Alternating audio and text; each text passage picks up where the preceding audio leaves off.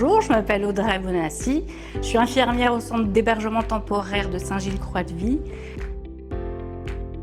Quand on arrive le matin, on prend les transmissions avec l'aide-soignante de nuit. Ensuite, on fait une première tournée à 3. On réveille les gens, l'agent sert le petit déjeuner et nous les traitements.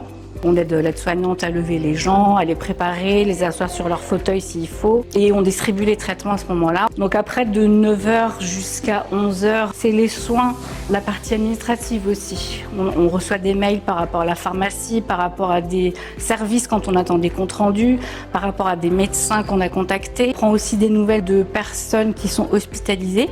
Midi, on fait la distribution des traitements en salle des repas. Généralement, c'est à 14h que les entrées se font.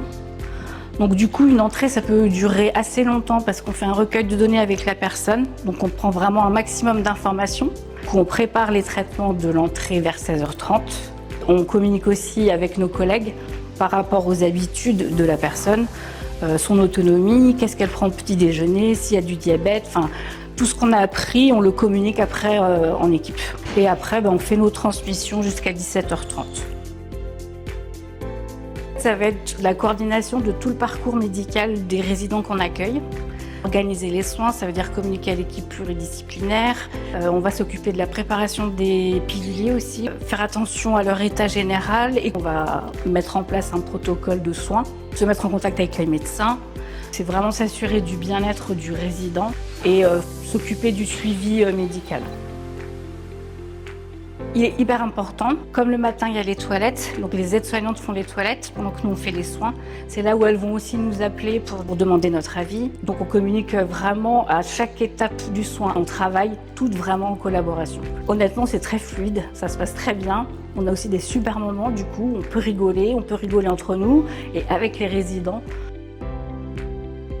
Je suis arrivée au CHT de la Damade en juillet 2025 et du coup, je découvre pas mal de choses sur le fait que c'est associatif. J'aime tous les moments en fait, les moments calmes comme les moments où on a besoin d'agir. Parce que là, on se sent utile, on met à profit nos compétences, on accompagne les personnes. Il y a ça aussi beaucoup dans la Damade, cette notion d'accompagner les personnes vraiment dans leur autonomie, mais aussi les diriger s'il faut vers un établissement adapté.